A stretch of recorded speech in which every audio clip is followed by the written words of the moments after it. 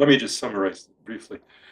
Chapter 5 of John, which is where we're at tonight, is a key chapter because I think the entire Gospel of John is addressing a situation of the conflict between the rabbinic authorities who had in particular taken over, if you will, all of Judaism and the synagogues throughout the early Roman Empire after the destruction of Jerusalem, and the Messianic Jews, the Jews who followed Jesus but still were in the synagogues.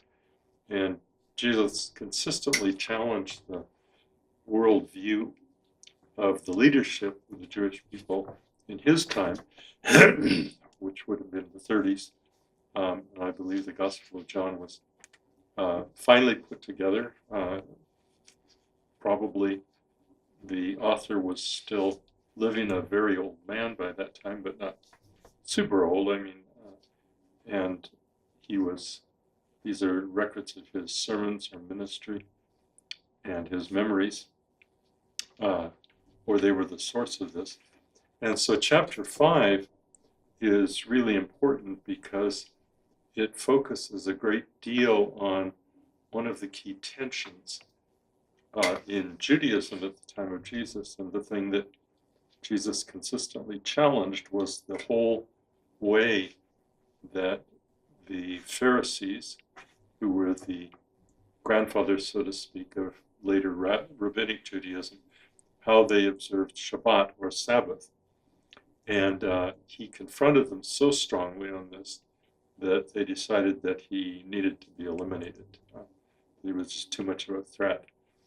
And when you read John chapter 5, I think you notice the cultural distance between our world and the world of the story of the Gospel of John, because we miss a lot as we read the text. And in John chapter 5, we're confronted with a really key metaphor or image that Jesus used of his relationship to God. And that was the metaphor of apprenticeship.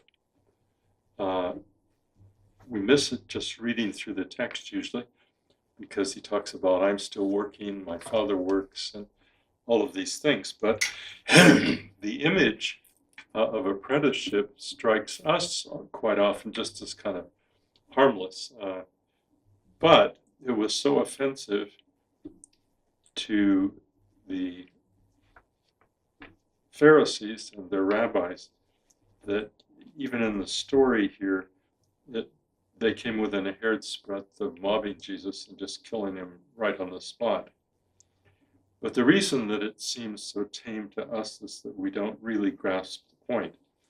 But this all kicks off with this discussion of the battle for Shabbat or the Sabbath, with a story from verses 1 through 21 in John chapter 5.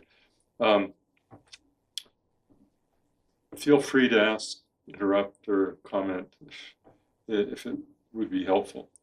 So let's look at the story first, though. This story is set in a visit by Jesus to Jerusalem for a feast. It was a temple feast. It says, the first verse, after this there was a feast of the Jews. And Jesus went up to Jerusalem, literally went up, because Jerusalem was raised. It was on the high ground in Judea. This feast is not necessarily the Passover. It could be any one of a number of feasts. And the time period is kind of ambiguous. After this is pretty ambiguous, but it explains why it takes place in Jerusalem. Previously, the story had been that Jesus was in Galilee, in Cana of Galilee, and there was a reference to Capernaum. But now this is happening, the story makes clear, in Jerusalem. So it was at the time of a feast. The author of the Gospel of John was not particularly concerned with precise chronological order. We already noticed that, in my opinion, he pulled forward the story of the cleansing of the temple, which actually, according to the three synoptic gospels, took place in the last week of his life. But it was such a crucial point that, much like a modern film, he pulled it forward without referring to any time in particular. And because it was such a central event that brought him into conflict with the head priests and the people running the temple. So anyway, he wasn't particularly concerned with the time frame, but there was a definite sequence involved. So what is the issue then? Well, Jesus tackles here the major religious tradition of the Pharisees, which became the major tradition of the teaching rabbis and what later rabbinic Judaism became. And that was the keeping of Shabbat, how you practice Sabbath. And they were massively concerned that Jewish people practice it the way that they interpreted it. And it was so important, and that's still true today. I'll talk about that a little later, about how that still is the case today. So the conflict Jesus has then with these authorities, they're called Judaioi, or people from Judah, or Jews. The word is kind of ambiguous, but the conflict takes place here. And ultimately, on one side, you could say that what happened when Jesus visited a pool in Jerusalem, kind of an open air area, and what he did there and how he justified his actions was one of the major causes of his death. The Pharisees never forgot, and they never forgave him for what he did and how he justified it. So verse 2 says, it gets the scene and sets it in a location. There is in Jerusalem, it says, by the sheep gate, a pool in Aramaic called Bethesda, which has 5 roofed colonnades. How it could be 5, we'll get to that. But the text reads in English, near the sheep gate, there is a pool. But actually the word gate is an addition given in the translation, and it wasn't part of the original text. So it probably is not what the author intended. It probably meant the sheep pool. That there's this colonnade in Aramaic called Bethesda, which has 5 roofed colonnades, and it was by the sheep pool. And the sheep pool was where the temple authorities washed the sheep, basically, that were being brought as offerings and sacrifices to the temple. So for at least 150 years, there were skeptics, unfortunately many of them Germans, who said, well, there's no evidence of such a pool in Jerusalem during the time of the Second Temple. And they claimed that this was a fanciful, imagined imagery that John had dreamed up to make Jerusalem kind of special or something at the time of Jesus. But it's pictured in the text with 5 covered colonnades surrounding it. And that was fine for the skeptics until 2 things happened. One was that when the scrolls were discovered near the Dead Sea that were copied or written by the community that lived there in the place called Qumran, it was discovered that one of the scrolls, actually the copper scroll, the pool of Bethesda is actually mentioned. And in Hebrew, there's a particular case that nouns can take. It's called the dual case. And so it was used in describing Bethesda, and it implies then that there were actually two pools. And that would account for the reference in John's Gospel to 5 roofed colonnades. You have to imagine 4 on the outside and 1 across the middle. So those were the 5 colonnades, but 2 parts to the pool. And then the second thing that was embarrassing for skeptics was the actual site was discovered in Jerusalem, and the archaeological site near what's called St. Anne's Monastery. And it was actually discovered it was a huge complex. It had probably been remodeled and expanded by King Herod, the puppet king under the Romans. He had a lot of urban building programs. And the 4 colonnades surrounded the area of the pools, and it was about the size of a football field. And 1 colonnade ran down the middle, and that perhaps divided the men and the women's sections of the pools. And then in verse 3, it says, "In these lay a multitude of invalids, blind, lame, and paralyzed." And then come the last part of verse 3 and verse 4. These, I believe, were definitely not in the original manuscript. There's very clear manuscript evidence about the original manuscript, which we have a great deal of confidence in evidence for. But the end of verse 3 and verse 4 were not in the original, but they do share a traditional explanation for why so many of these lame and paralyzed people were there, that there was a belief that angels would come and stir the waters, and the first person into the water would be healed. So Jesus visits this location, and in verse 5 we read, "One man was there who had been an invalid for 38 years. And it continues, "When Jesus saw him lying there and knew that he'd already been there a long time, he said to him, 'Do you want to be healed?'" That strikes me as kind of an odd question, But at the same time, there's some different possibilities why Jesus asked it. Perhaps the man had used his illness as a beggar to support himself financially. It was very near the temple, and maybe he received gifts from pious worshipers who were going up to the temple. But for whatever reason, the man replied to Jesus in verse 7, and he said, "I don't have anyone to put me into the pool when the water's stirred up, while I'm going down another steps before me." You note again this whole theme of the stirring of the waters and things. And Jesus responds to him, and he doesn't ask him, but he says, "Take up your bed and walk." And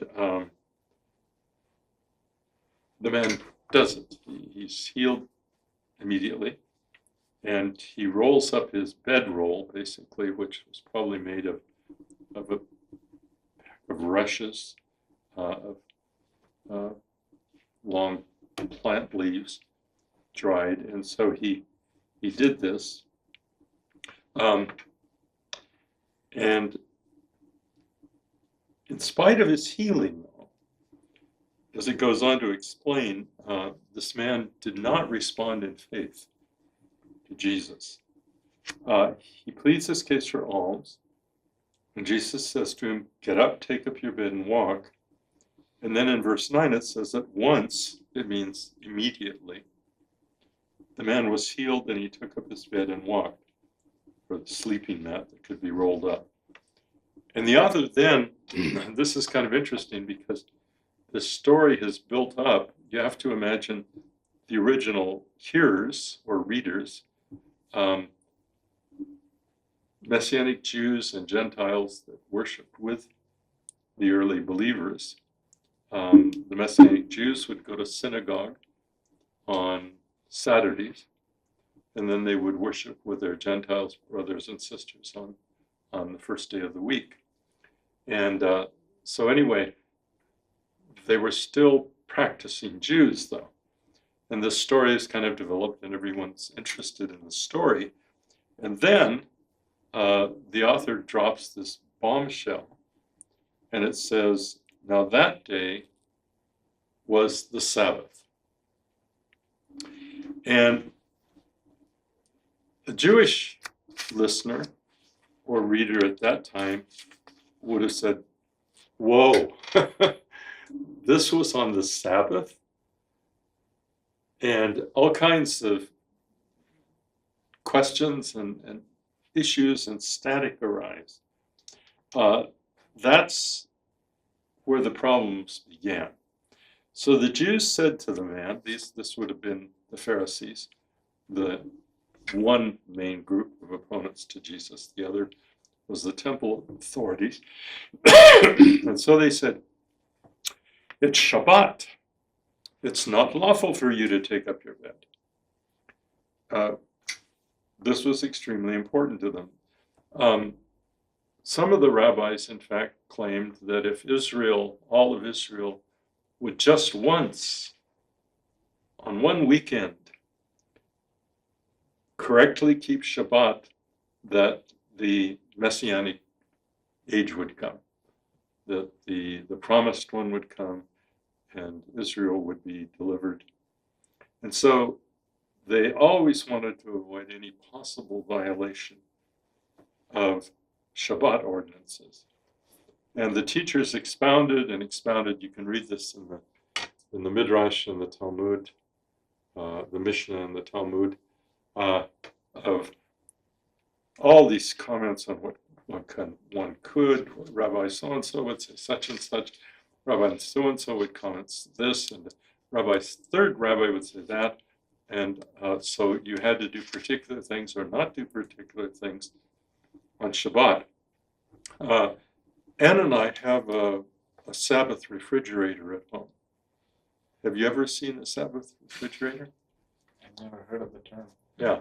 A Sabbath refrigerator, I don't know when this happened, but you were not, one of the rules that developed, and I'm not sure when, but the rabbis developed it, was you could not light a light on Shabbat. You couldn't strike a flint and light an oil lamp, or later a candle, only at the beginning of Shabbat, before Shabbat actually happens. And so this has been interpreted since the invention of electrical lights, that you can't turn on an electrical light on Shabbat. And so the Shabbat setting for our refrigerator, the light is permanently on during Shabbat. You can open the door, the light's there, you don't have, it doesn't, but you know when you open the door to the fridge, the light goes on. Well, that's the Shabbat refrigerator, that doesn't happen. If you've ever spent any time in some Jewish areas, Israel or New York, parts of Chicago, it's the same thing with elevators. You aren't allowed to push the button to call the elevator on Shabbat. So the elevator runs constantly, stopping at every floor. And doors open, you get in, you have not violated Shabbat, you didn't push the button, and it stops at every floor, so you wait until your floor comes, and you can get out, and everything's peachy keen. So anyway, it's just a way of living. It's a way, I'm going to talk in a little while about culture, but it's a way that the rabbis were convinced that the reason that Israel had lost its freedom and was subject to the Romans was because Israel was not living according to God's law. So they talked about building a fence around the law. The law, they knew, said this, according to Moses, but they would make it even farther out so that there would be no chance that someone would violate Shabbat, for instance, if they were practicing Orthodox Jew. So the man who's healed by Jesus then kind of defends what he was doing, and he says, the man who healed me, that man said to me, take up your bed and walk. And so the Pharisees, the religious leaders, said, okay, and this isn't particularly polite language in the original text. I'll try to translate it more dynamic. Who was the guy who told you that, to pick up your mat and walk? Who was this jerk, basically? And verse 13 explains, the man who had been healed didn't know who it was, for Jesus had left, since there was a crowd in the place. And later, though, Jesus finds the man in the temple, and he approaches him and he says, look, he said, you're well? And this is an interesting comment. There's another story of a healing of a man born blind by Jesus in John chapter 9, and there are many contrasts between these two stories.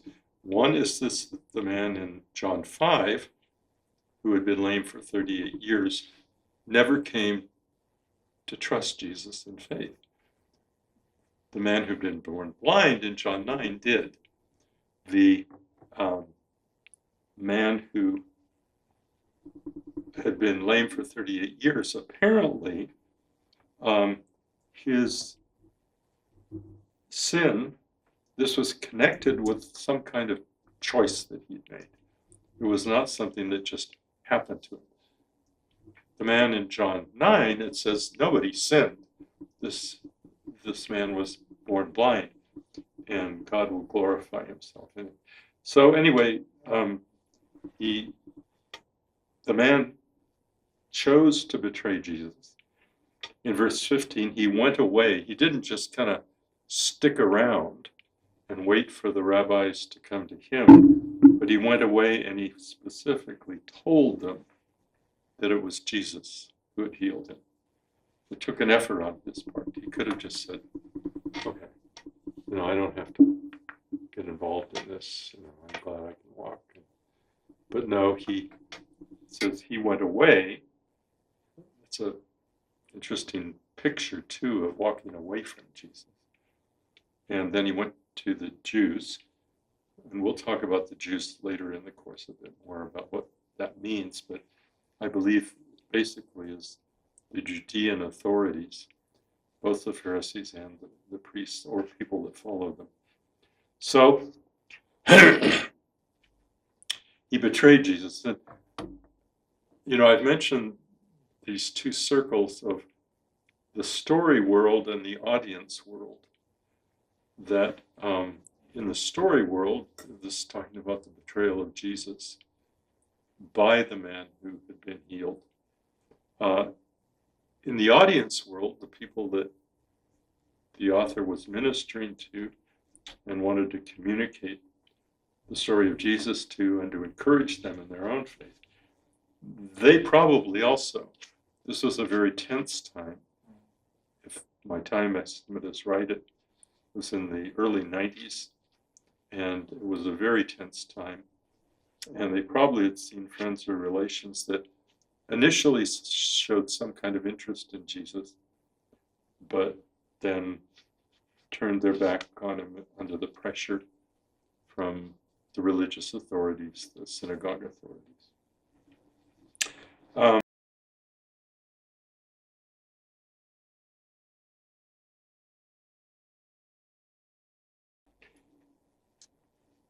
So that's kind of the story itself. The men went away and told the Jews, and so they end up even more upset with Jesus than they had been. Any questions? Last part of verse 3 and verse 4 were not found in the original manuscript. Right. What was the motivation behind keeping them? Putting it in, you mean? Yeah. I think we can imagine what it was. It was kind of like the water being stirred. It kind of calls for some kind of comment, like what is that all about?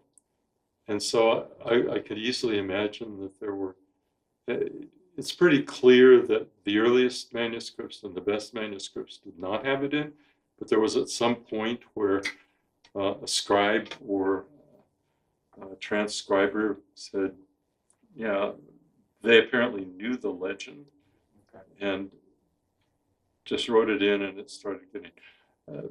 I think today, probably it would be in a footnote. Yeah. In the ESV it is. Is it? Okay, yeah. It's it would kind of say a little star, and it would say, this was because they believed this and this and this and this. So, and that wasn't really possible in ancient manuscripts with footnotes, so they just wrote it in. Yeah. In the overall vibe of this story, I have been going through the Old Testament recently, and Yes. I read the first 5 last year, and I'm in Ruth now, and so I heard about this, but this is new to me in the understanding that God really, really emphasized Sabbath Yes. through the whole series there. Yeah. If today someone who is seriously Jew and trying to keep that Right. comes to us and asks, like, why did Jesus out of nowhere started challenging Sabbath, Uh-huh. the most important thing that God said to keep? Uh-huh. Like, how would we react to that? Yeah. Yeah. My own thoughts about that is Jesus did not say that Shabbat was unimportant. What he was challenging was the way that the Pharisees were using it. That they believed that it was a list, and they expanded the list enormously, of obligations that were kind of, these are your orders. And Jesus, I think, was going back to, if you read the 5 books, you realize Sabbath was also a time of joy. Yes. It wasn't the time that was supposed to be,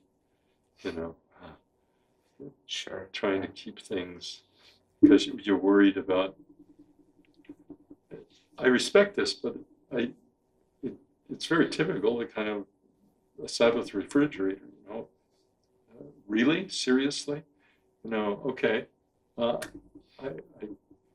accept that people want that and believe that it's important, but I think it is an illustration of what Jesus was trying to get at, was he said, okay, let's talk about Sabbath. And Shabbat or Sabbath in the New Testament becomes a very interesting thing. It's one of the 2 signs that signs of the covenant of God with Israel, with the Jewish people. One was circumcision, and the other was Shabbat. And we have very close friends who are Messianic Jews, actually rabbis, and they have a Messianic synagogue in Florida, and they practice Shabbat. Shabbat is important to them. That is their worship time and their worship service. And of course, there's Gentile, non-Jewish believers who also attend the synagogue services. But I'm completely comfortable with that. For Messianic Jews, the question then becomes, okay, is there an obligation passed on to Christians to celebrate Shabbat? Interestingly, the Shabbat command in the 10 Commandments is the only one not repeated in the New Testament. All the other 9 are. But the Shabbat command is not repeated in the New Testament. And Hebrews, for example, explains there is a rest, but it's sort of taken up into the new age of the Spirit with Jesus. So my answer's probably not satisfying either side of the story, but it's kind of like, yes, it is important. It is particularly important if you're a Messianic Jew. If you believe in Jesus and you're Jewish, then yeah, you need to look at this and ask yourself the question, if I'm going to be Jewish, then this involves something.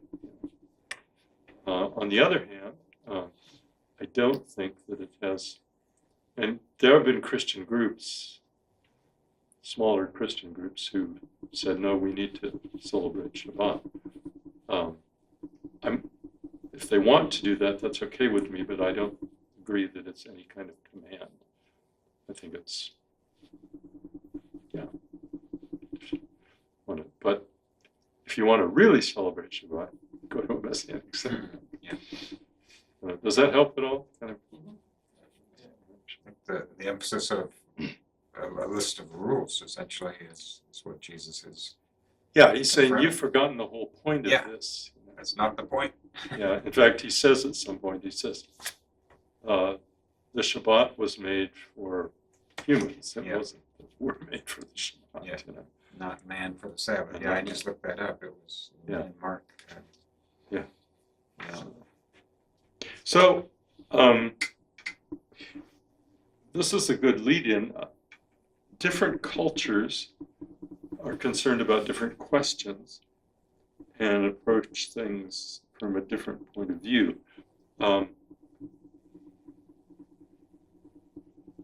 For the Jewish people at the time of Jesus, particularly in the Holy Land, racial purity was extremely important. And Jesus blew that out of the water in John chapter 4 with his reaching out to the Samaritans. And the Shabbat was, part of they call it the beating heart of Judaism. And in John chapter 5, he says, guys, you're not the ones who should be able to interpret Shabbat, I should be. And so it's kind of like, hello, there's just conflict built in here. So what happens, though, is this question about Shabbat becomes a question, and Jesus basically turns it into a question by some of the things he says, or an issue about Jesus' authority. What authority do you have, they say, basically, to tell us what Shabbat really means? And that boils down to that's where things get terribly serious in this chapter. So, before we dive any farther with verse 16, I think it's important to just mention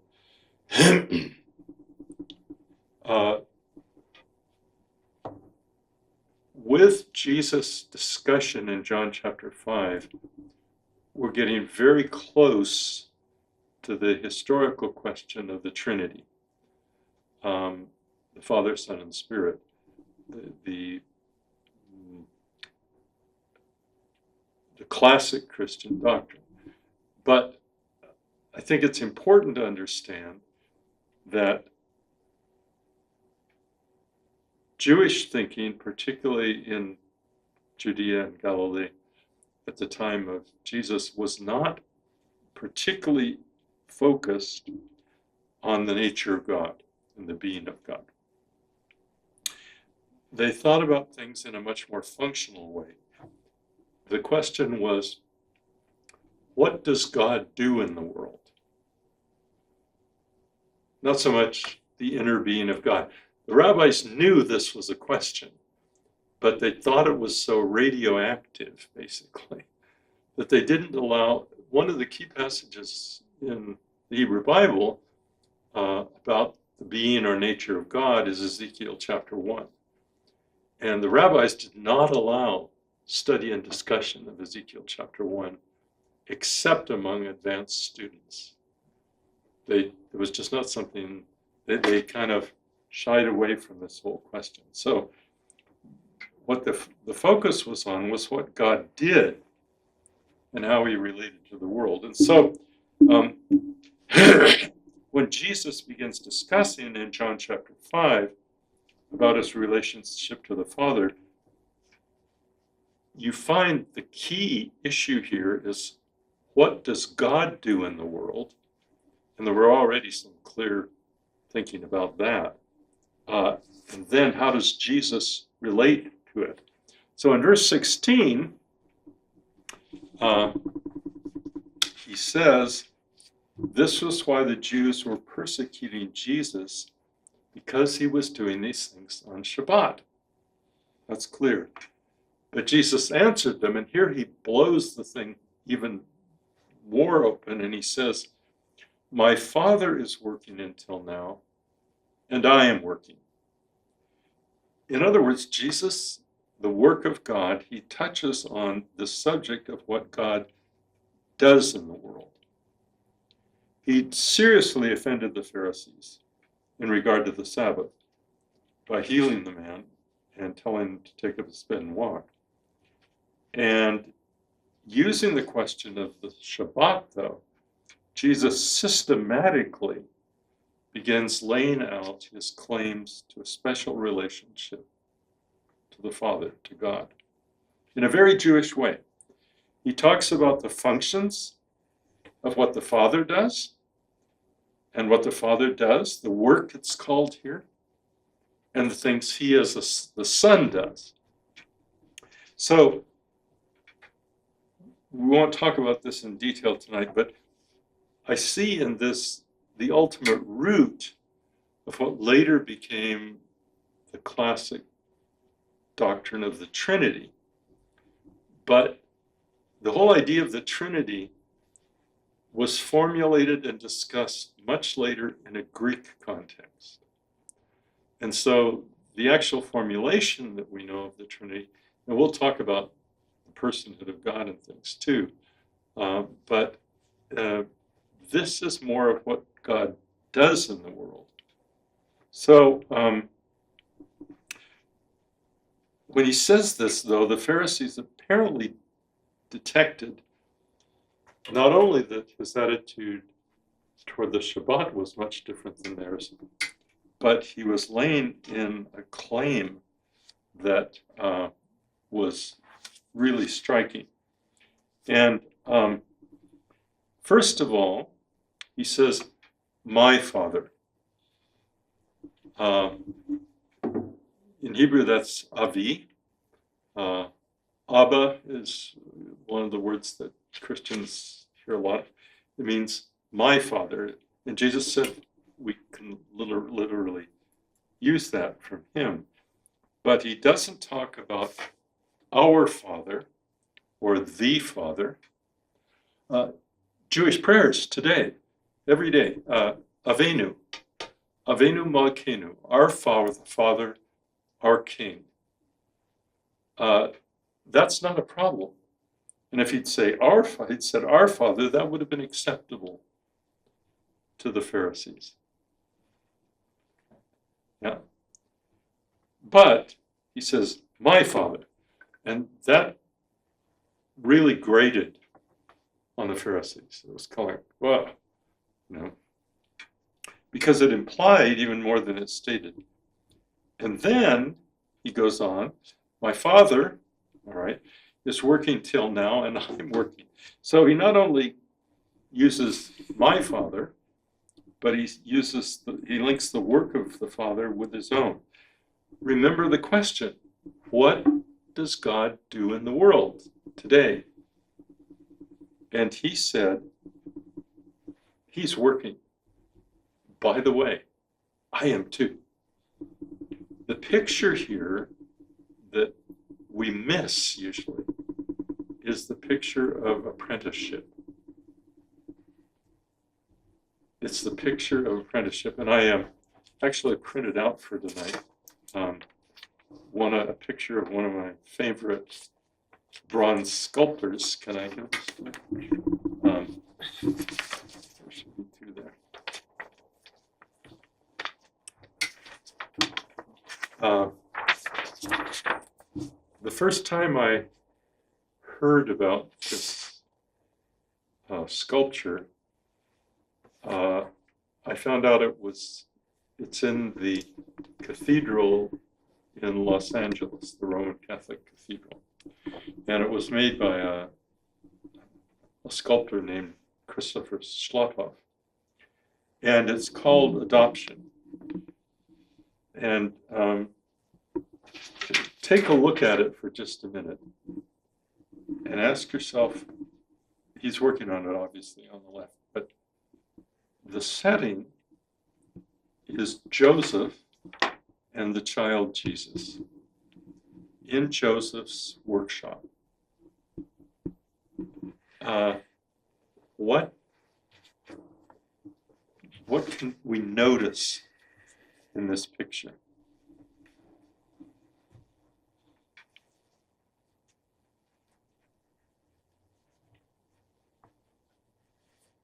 What do you notice about Joseph, first of all? He is supporting Jesus. Yes, he's holding him. Yes. I love the smile. You can see it better. That's why I included this picture of a sculptor working on it. So his work is clear. He's got this heavy hammer. It says that there were carpenters. At the time of Jesus, a carpenter, a lot of their work was stonework. So stonemasons.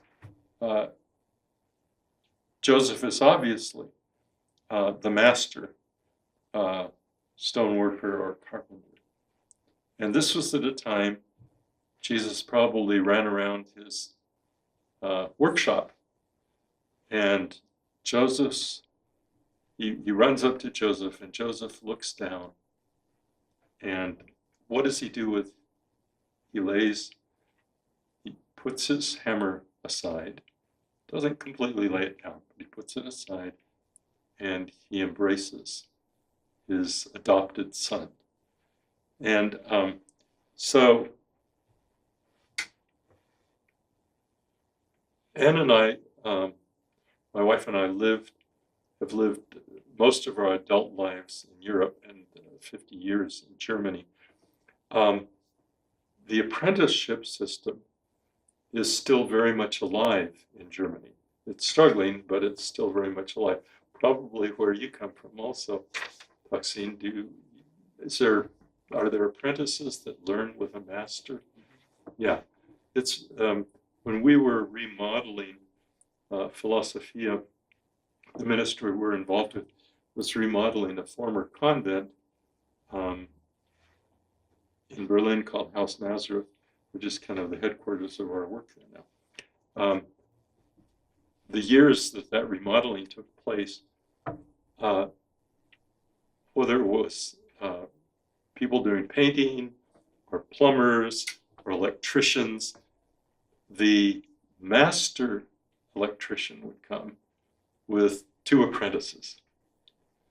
And I watched this. I got to know their work a lot because I was kind of the project supervisor, and developed a personal relationship with a lot of these guys. And the thing I noticed that the new apprentices usually wouldn't be given anything to do. They were just told to watch. And so they would spend, I'd notice the first couple of weeks they were there, they weren't doing much of anything except watching what the master was doing. And then they would begin to get easy, smaller jobs. And then over a period, some of them were there for 2 years. By the end of 2 years, they were doing some serious electrical work or plumbing work or whatever as well.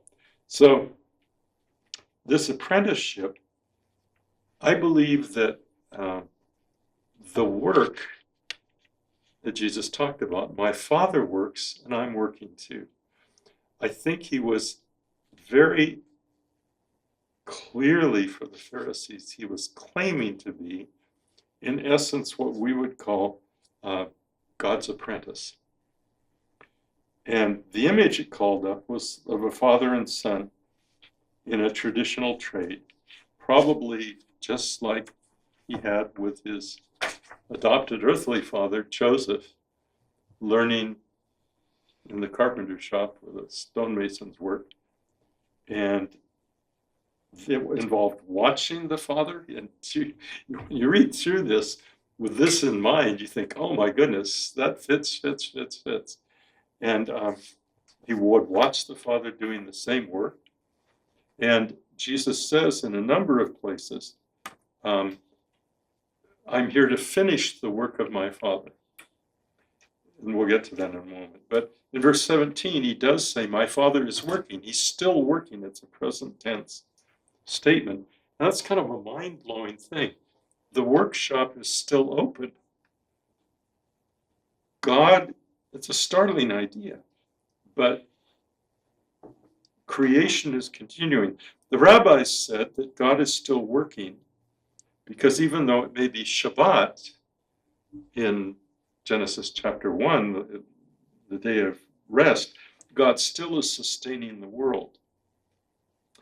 But the startling thing here is if you just begin thinking about the implications of this, what does it imply to say you're the son and the apprentice of Almighty God?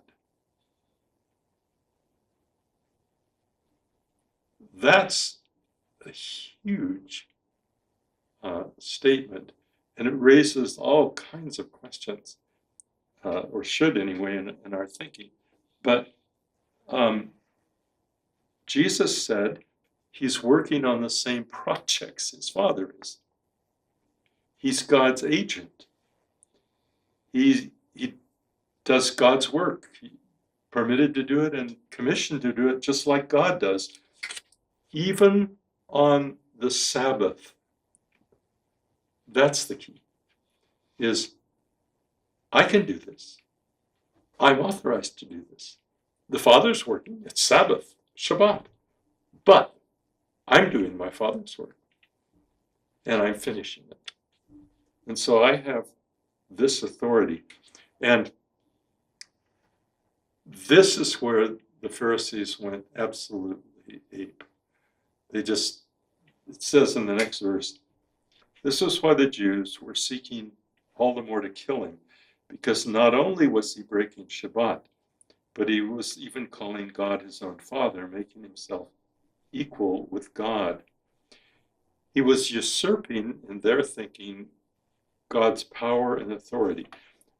In rabbinic thinking, there were certain things that were reserved to God alone, and we'll get to that in a moment. But here he was calling God his Father in a personal and very unique way.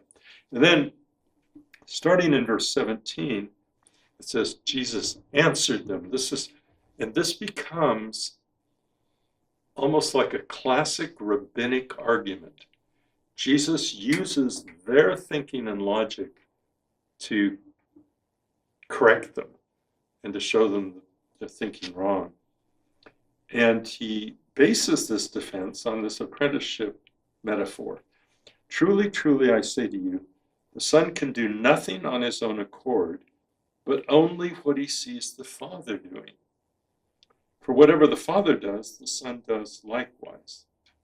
Jesus is saying here, I'm not of the same rank as the Father, but I'm equal in another sense. I'm not acting on my own. I'm part of the family, so to speak. And wow, you just can understand why these Pharisees come. Who does this guy think he is? Claiming to be part of the family. He's watching the Father. He's doing the same kind of work he is. And it just raises this whole issue of why they were so opposed to Jesus to a completely different level. There's a word play in verses 18 and 19. It's possible in Hebrew, but it's hard to come across in English. It says in verse 18, Jesus was making himself equal with God. That's what the text says. And he then responds by saying he was doing what the Father does. Making and doing are the same word in the original language. Jesus makes himself equal to God in that he does what God does. He has the right and power to do it. When he says, whatever the Father does, I'm doing too, it's a relationship and association with God that actually is an implicit claim to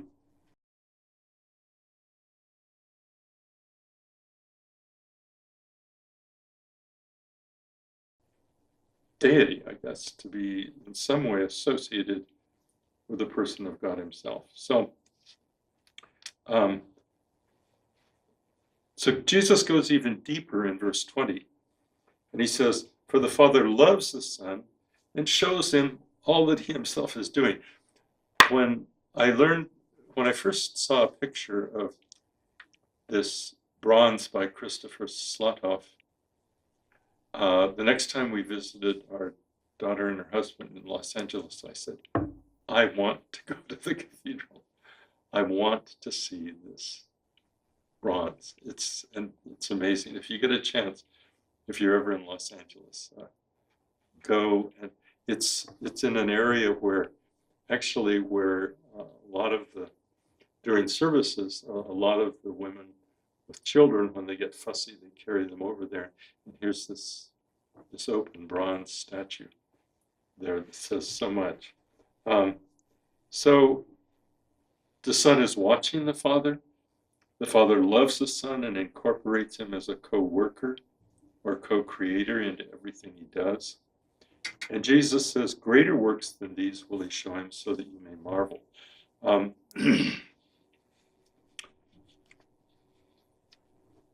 I think we begin to get a little bit of the dimensions of the cultural impact, why the Pharisees just lost it completely over what Jesus was claiming. And this would probably be a good place to take a short break. But before we do, any other questions or comments? No? All right. No? Okay. Let's take a 5-10 minute break. Sounds good. All right. Are we ready? Sound and action? Yep. Okay.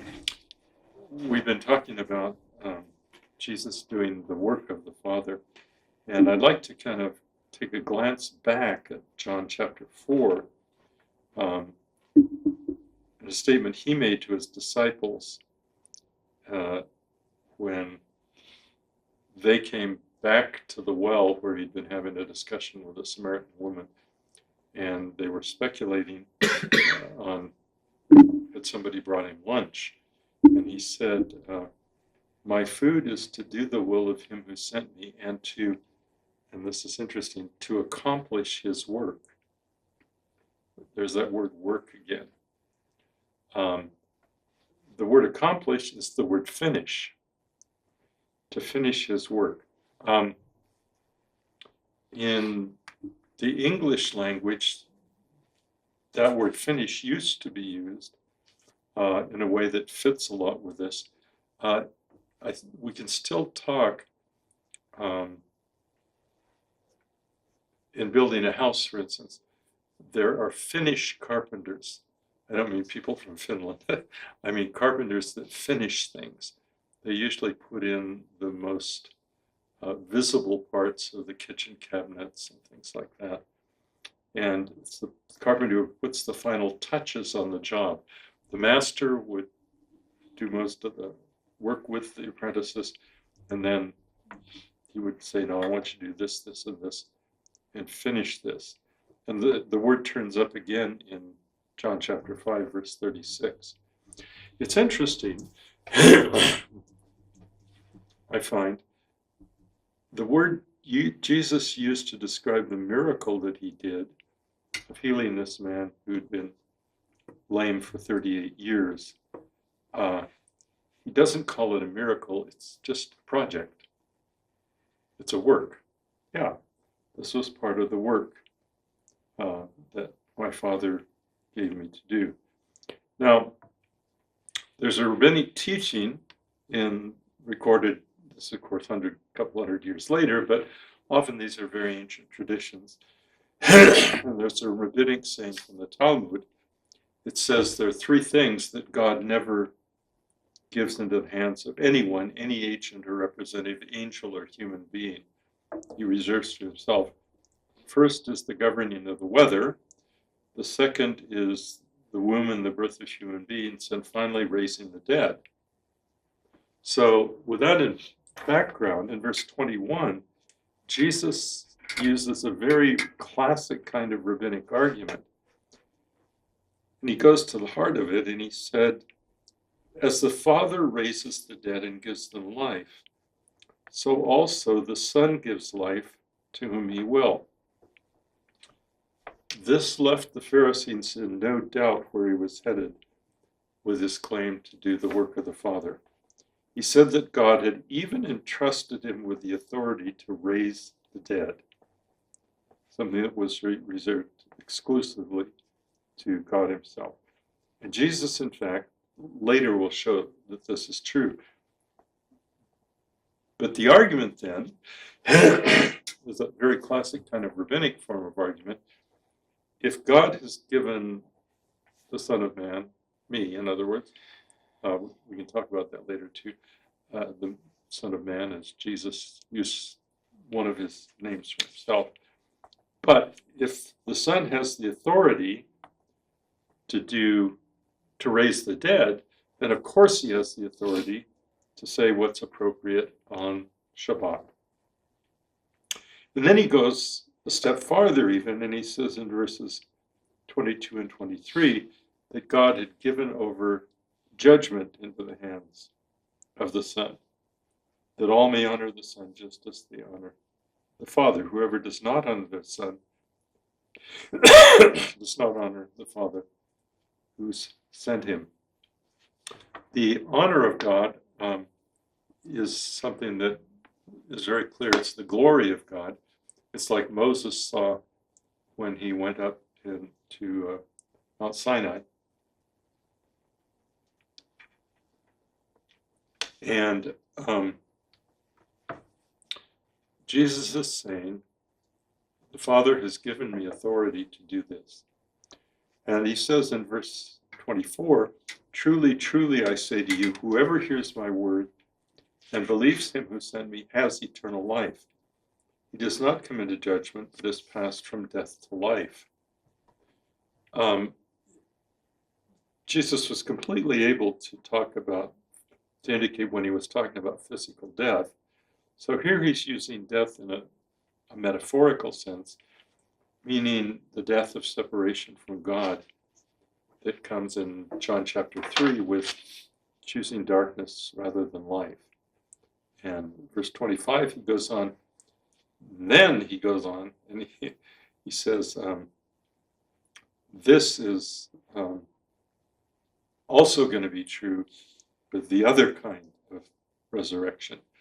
Truly, truly, I say to you, an hour is coming and is now here when the dead will hear the voice of the Son of God, and those who hear will live. It's now come.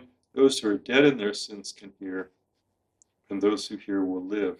It's interesting, the book of Revelation talks about he who has ears to hear, let him hear. And then in verse 26, Jesus says, as the Father has life in himself, so he has granted the Son to have life in himself. In Jewish thinking, God himself is the only truly self-existing, self-sustaining one. God has given him authority to execute judgment. So verse 27, it probably points back to the passage in the book of Daniel in the Hebrew Bible, in chapter 7, verse 13, where it's reported at the end of the age, this heavenly figure arrives, the Son of Man, and God's judgment begins. And Jesus claims that this divine right of judgment has been delegated to him, and that he is participating in things that, according to the Pharisees, only God had the right to do. He says, don't marvel at this. I'm sure they were going crazy at this point. For an hour is coming when all who are, now this is where he's talking about physical resurrection. Do not marvel at this, for an hour is coming when all who are in the tombs will hear his voice. This is exclusively future. In the future, those who are in their graves will hear his voice, or in the tombs. The dead will come, and there'll be a resurrection to life, or a resurrection to judgment. So, this idea of the Son of Man is something we'll talk about later, not tonight, but at a later point. But I think it ties in very clearly with the book of the prophet Daniel in chapter 7. The Son of Man is this authoritative heavenly figure. So, verse 30 of John chapter 5 says, Jesus says, I can do nothing on my own, or by myself I can do nothing, as it's usually translated. It echoes verse 19, the Son can do nothing of his own accord, but only what he sees the Father doing. It again points to this inseparable relationship between the Son and the Father. And then he says in verse 30, as I hear, I judge, and my judgment is just. That's a momentous claim for a human being, to say, when I judge, it's completely just, completely righteous. We could do with a whole bunch of judges like that. But Jesus says, that's me. I don't seek my own will, but the will of him who sent me. We have to kind of let this dissolve a little bit in our mind and realize this is the core of the hatred that the Pharisees had to Jesus. Is first of all, he challenged their authority to interpret Shabbat and the traditions. And secondly, he claimed my Father and to be equal to God, basically. So he was disputing with the Pharisees. And we know from later Jewish writings too that in a rabbinic controversy like this, the issue of witnesses becomes a point.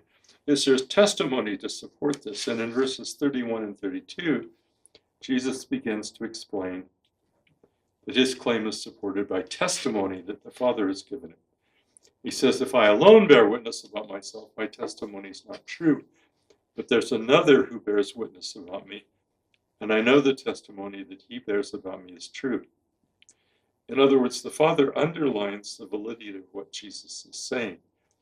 And ultimately, that testimony is the works that he has done in the name of his Father. But Jesus probably begins, as he sets out this defense, he realizes his opponents could think that he was referring to John the Baptist. And he immediately clarifies, he said, you sent to John, he's borne witness to the truth. Not that the testimony that I receive is from man, but I say these things so that you can be saved. Jesus was building a bridge here, although we don't recognize it immediately. He was building a bridge to the Pharisees. The Pharisees actually probably liked John's criticism of the lukewarm faith of most people, or religiosity. And they also appreciated his criticism of the temple authorities. That was something the Pharisees could agree with. So John was someone they actually tended to, okay, you know. Jesus said, verse 35, he was a burning and shining lamp, and you were willing to rejoice for a while in his light. The word rejoice actually means to play in his light. And the lamps are obviously not our kind of lamps that we switch on, but they were the oil lamps. And when the oil was burned out, the lamp went out. And time of a lamp's burning was limited. And you can almost imagine a group of children when it was dark, there was a lamp that maybe their parent, mother or father, put up. And they said, when this is done, you have to go to bed, you know. So they played in the light. And Jesus was saying, you did not take John seriously. The time of a lamp's burning is limited. But instead of moving forward to the light into faith, the Pharisees had chosen to just kind of play around with their evaluation of John, trying to make up their mind about him and about Jesus. And Jesus tackles this head on, that if they had believed in John's word, they would have also believed in him. So, verse 37, the Father has sent me, himself born witness about me. These works or projects are witness to the Father's approval and the authenticity of Jesus' claims. They bear a distinctive mark, and Jesus points out this could only come from a divine source. And in verse 37 and 38, he goes for the throat, so to speak, of the Pharisees. He said,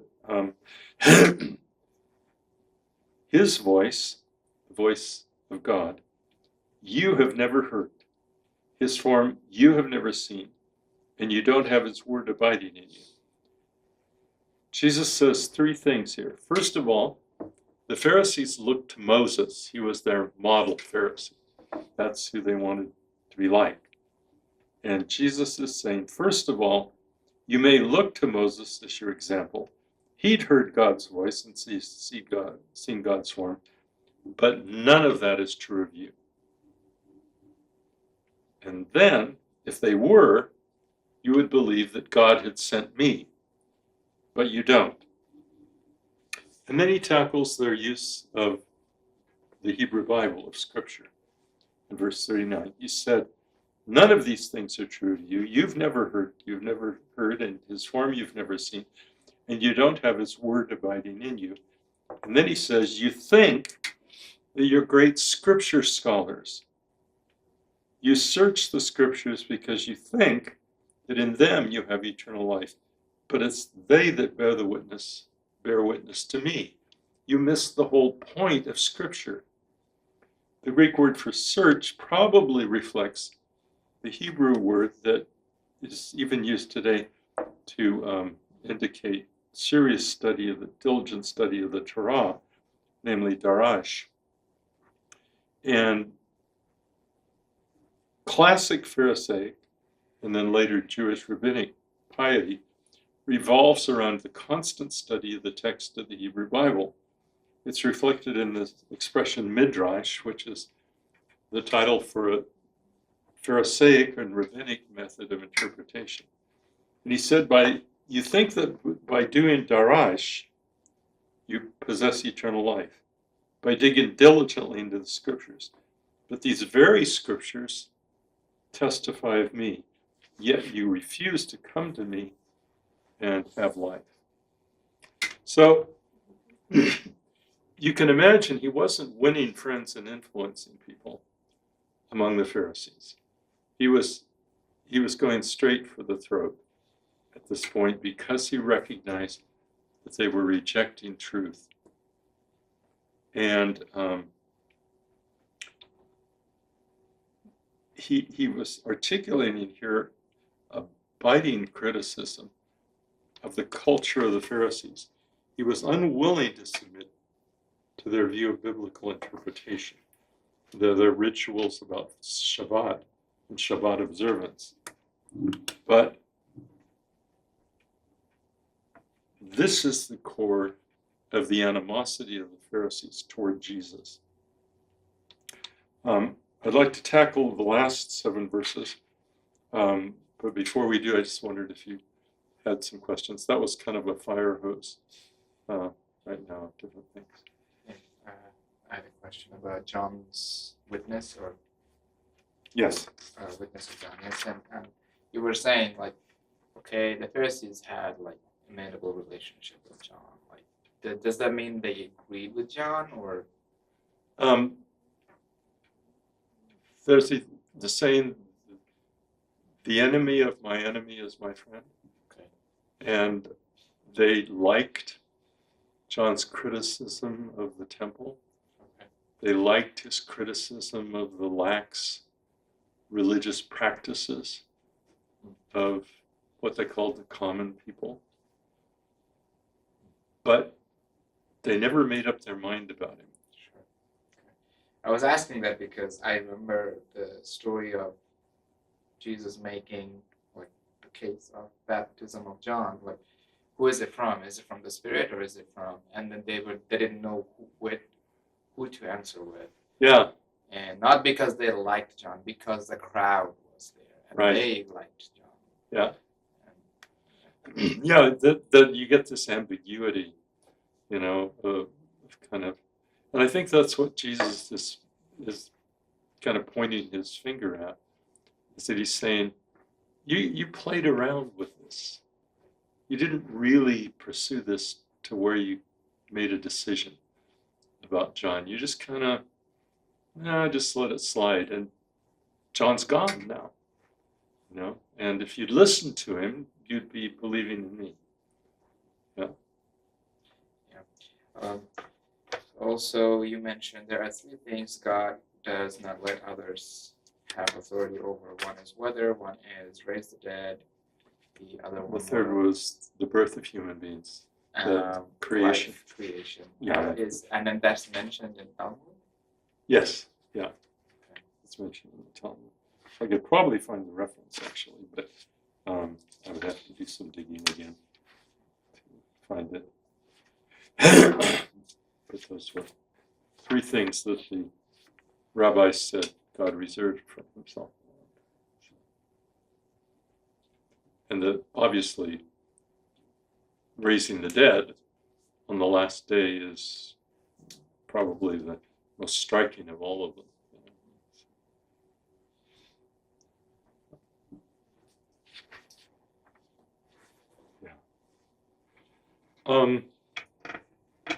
Okay.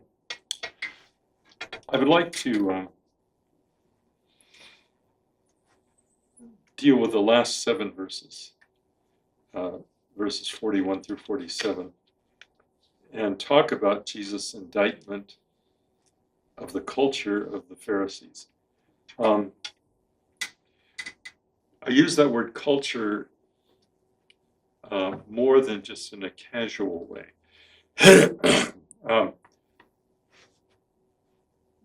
This wasn't something that I majored in or anything, but part of the theological training that I had involved anthropology and cultures.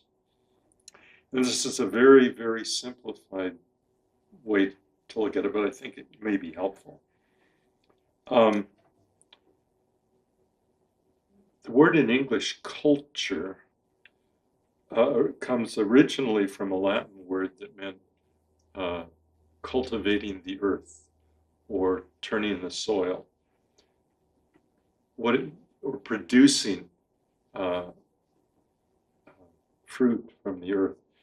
And what a culture ultimately does is to produce a way of life, and ultimately even a civilization, in the sense that a group of people chooses to live. And I'd like to just share this because I think it could shed some light on the culture of the Pharisees that Jesus was criticizing so severely. I'd like to mention 3 levels involved in any culture. The first is worldview. The second is values, and the third is social structures. As I said, this is extremely simplified without going into a lot of detail, but worldview is kind of the framework level. How we view the world and the universe and ourselves in it. The great distinction between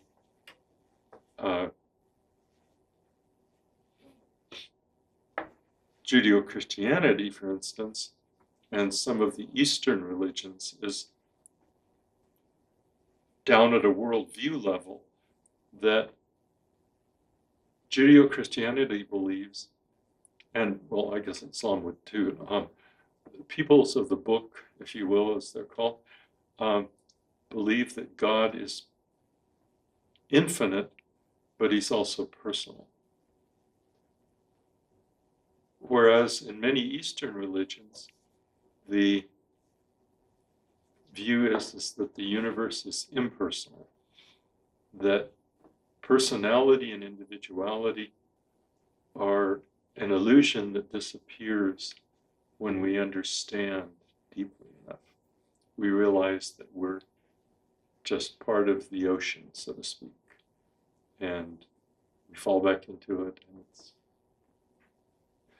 And so worldview is something that is really back at this very kind of fundamental framework level. And in the case of the Pharisees, it wasn't just their belief in the Hebrew Scriptures, but it involved their loyalty to the figure of Moses. The ideal of Moses and the law of God, the Pharisees claimed to be guardians of a parallel tradition to the written Scriptures. And that was an oral tradition that was as old as, they said, as the Torah itself. Their interpretation was authoritative, and it had been started by the teachers of their teachers. And that was their worldview. But Moses was particularly important in the way they viewed their system. So he was their model, their ideal, their leader. So that was kind of the worldview that Jesus was bumping up against. A level above worldview is values. That's the orientation level, the place where tradition is played out. That's when a group of people say, this is the way we do things. We do things this way. And people orient themselves to do that. They choose to be part or not to be part of that tradition. That tradition passes on the values of their society and creates the culture around them. I don't know if you know the play and later film Fiddler on the Roof.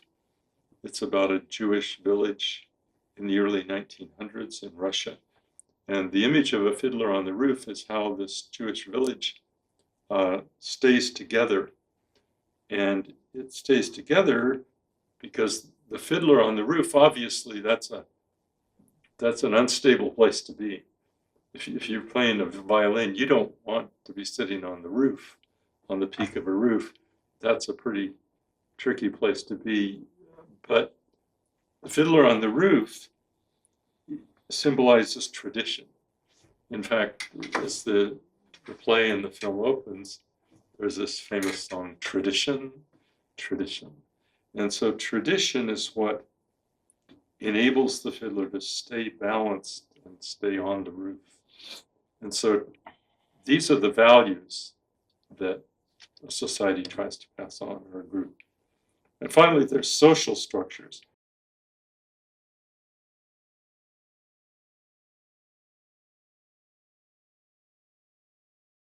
How people relate to one another, who people marry, economics, ultimately practice of life. And it's a way of life that is generated out of these things. So that's a whole discussion we could have sometime if we want to, about different cultures and practices. But I've taken this kind of little excursion because the Pharisees' values were based upon their tradition, their culture and their background, their values, their worldview, all of that went together. And the basic idea of the Pharisaic culture was to attribute status to each other. Let me explain what I mean. Another film that I want to recommend, if you ever get a chance to see it, is Barbara Streisand's film Yentl. Yentl plays the daughter of the only child of a rabbi, again early in the 1900s in Eastern Europe. And he violates tradition and he teaches her Torah and interpretation. And she's much better than all of his other students. And as a woman, she's not supposed to be able to do this, but she's a genius. But he dies, the rabbi dies, and they want to marry her to someone. And she doesn't want to live that way. And so she disguises herself as a man, and she sneaks into a Torah school, a yeshiva. And she succeeds beyond her dreams. She becomes a model scholar. And the way she becomes a model scholar is that she knows all of these authorities, these traditions, and she can quote them in a rabbinic argument. And there's a scene in the film that is classic of the head rabbi, the teacher of the school, is asking them this question. It's a question of interpretation. And one says this, and one says that, and one says that and that. And finally, Yentl, who no one knows at that point is a woman, says, but Rabbi so-and-so, that said about Rabbi so-and-so, about Rabbi so-and-so. Everybody goes, wow. And this was the principle, was attributing, to each other status, recognition. And Jesus said that this basic idea of gaining honor that is ascribed to us by other human beings is a treacherous path. It drives basically us to do things. Sorry, that's not going to happen. And it drives people into a position where they are accepting praise from others. And Jesus said, it's really praise from God that we should be seeking. And this criticism of their worldview is tied in with their idealization of Moses. And Jesus said, note verse 45 to 47, don't think that I will accuse you to the Father. That's not my business. There's one who will accuse you, though, and that's Moses, on whom you've set your hope. If you believed Moses, you would believe me, for he wrote of me. But you don't believe his writings. That's kind of, it's just stab at the heart of, you don't believe Moses. And Jesus said that if you believed Moses, really believed him, then you would believe me. This was a rabbinic argument, but it's also known in philosophy. If you've taken a course in logic called modus tollens, it means, how would I put this? A implies B. If this is true, then that also has to be true. Okay, and it's in philosophy. It's a very simple beginning philosophy is if A, then B. But you deny the consequent, which means B isn't here, So A must not be true. Okay, it's lacking, and that's the sign that A implies B, but B's not there, so A must not be there either. And he says, if you believed in Moses, the result would be you believe in me, but you don't believe in me. So that implies then that you don't really believe in Moses. In other words, Moses is not truly their example.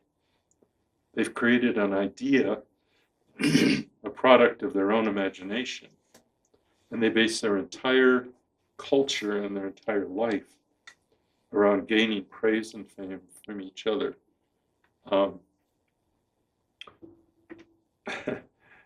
Unfortunately, in some ways, modern academia is that way. Google tells you how many times your papers have been quoted, and there's a ranking of quotations. Oh dear. But anyway, Jesus stabs at the heart of what they're claiming, and he says in verse 47 from a slightly different angle, since you don't believe what Moses wrote, how can you believe in what I say? There's something they could do. They could truly believe in Moses, the way Moses believed, but they don't. Because you don't believe in me, he says. It shows, in fact, that you don't really accept what Moses said. There's the expression of, this is crossing the Rubicon, which comes from Roman history, when Julius Caesar, who was the general of the armies in now what's France of Gaul, there were not supposed to ever be armies that were marched beyond the little river any closer to Rome than the other side of the Rubicon River. And Caesar marches his army across the river, and that's crossing the Rubicon. And that was the step that it was either forward or the end. And so we use that expression. With this, Jesus crossed the Rubicon with the Pharisees.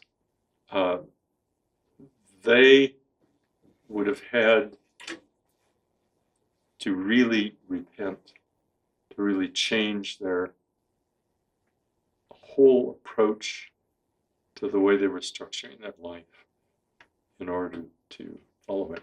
Now, it doesn't mean that all Pharisees rejected Jesus. We see in John chapter 3, of course, the example of Nicodemus, and we know from other documents and also from the book of Acts, for instance, that the Pharisees, there was a significant group of Pharisees who did follow Jesus ultimately. But this was where he kind of went for the jugular vein with their whole worldview, because he said, why are you opposing me? You should be the ones who are believing in me if you really followed Moses. So John 5 is a very radical critique of the Pharisees and the claims that Jesus made about his being the Son of the Father and doing what the Father does. We'll have to come back to that when we begin talking in a little more detail about how ultimately the Christian church, in a Greek context, quite a bit later, but they formulated it in terms of the Trinity. But this is the heart of where Jesus' claims are made. That ultimately the Greek Christians began reflecting about, well, what does that mean? And they asked questions that weren't being asked in Palestine, in the Holy Land at the time of Jesus. Those just weren't the questions. That was a Greek context. But that's a whole other story that we'll talk about another time. Any thoughts, comments, questions? Yeah. When you were explaining A implies B, in a logical sense, if A is true, B must be true, otherwise the outcome is false. Right. So you were saying if A, faith in Moses, was true, then you would know B. Because A is not there, how will you go to B? That's the idea, or? No. Yes, you're accurate, but I want to kind of unwind that just a little bit. If truly following Moses were the case, Jesus says, then B will be present, which is you'll believe in me. It says, but B isn't there. You don't believe in me. So A must be wrong. You don't really believe in Moses either. Yeah.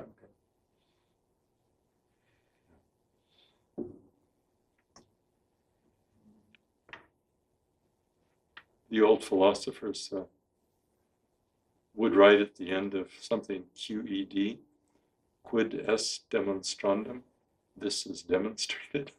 That's, Jesus just had them in a corner, you know. They had to either completely reject him. He wasn't letting them play on the fence like they did with John. He was saying, no, I gotta let you do that.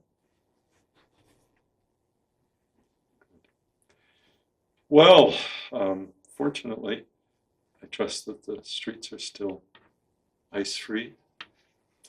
And It started to snow again, according to well, these little computers. let's go home a little early tonight then. Thank you guys, and greetings to everybody on the video. Have fun. Yeah, I'll try to get it posted. Yeah, I'll get the addresses tomorrow and try to send a note to everybody that they can access it. Do you need a place to park it, or do you have a